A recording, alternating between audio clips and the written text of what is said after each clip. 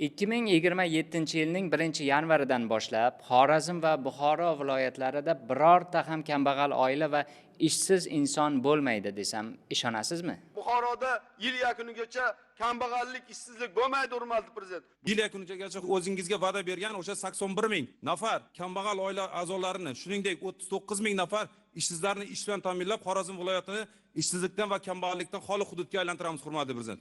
Yil yakunlanishiga bor yo'g'i 4 oy qolganida Buxoro va Xorazm rahbarlari prezidentga shunday va'da berishdi. Buxoro viloyati hokimi Botir Zaripov viloyatning hozirgi rivojlanishiga juda yuqori baho berar ekan, bu kabi rivojlanish Buxoroning 2,5 ming yillik tarixida kuzatilmaganini ta'kidladi. Shuningdek, yil yakuniga qadar viloyatda kambag'allik, ishsizlik qolmasligini ma'lum qildi. Buxoroni 2,5 ming yillik tarixini ko'targanda ham bugungi kundagiday rivojlanish bo'lmagan, hurmatli prezident. Nima yetmaydi degan savolni bersiz, men tan olib aytdim, hurmatli prezident. Faqat biz hokimlar boshchiligida pastga tushib, kambag'allik va ishsizlikni nol qilish bo'yicha siz yaratib bergan imkoniyat, imtiyoz, sharoitlardan foydalanib, bemalol imkoniyati bor. Buxoroda yil yakunigacha kambag'allik, ishsizlik bo'lmaydi, hurmatli prezident. Bu juda katta marra. Bir paytlari Buxoroda tomga paxta ekmagan edi. Suv yo'q edi, yo'l yo'q edi. Birinchilardan bo'lib suvga qancha pul berdik, yo'lga qancha pul berdik. Buni tushungan odam tushunadi. Bir narsani bilishimiz kerak. Albatta erishgan natijalarimiz bizniki yuksak, lekin hali ishlarimiz juda ko'p. Ma'lumot uchun 2025-yil yakunida Buxoro viloyatida kambag'allik darajasi 6% ni, ishsizlik esa 4,7% ni tashkil etgan.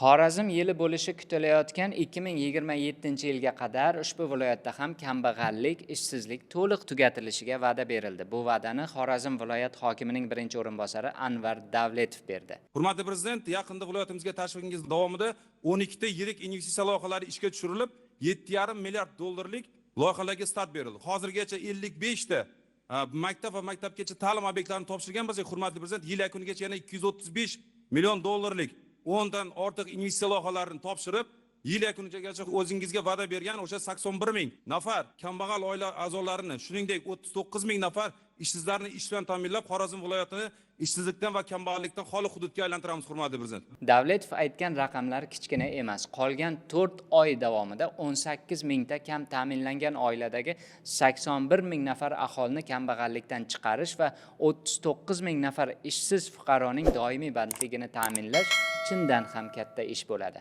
Xabaringiz bor, joriy yilning birinchi yarmida 1,5 mingga yaqin fuqaro o'zi bexabar holda ishga joylashib qolgani yuzasidan Davlat mehnat inspeksiyasiga murojaat qilgan edi. O'ylaymizki, bunday holat takrorlanmaydi. Buxoro hamda Xorazm rahbariyati faqat qog'ozda emas, rostmanasiga amalda viloyatni kambag'allik va ishsizlikdan qutqara olishiga siz ishonasizmi?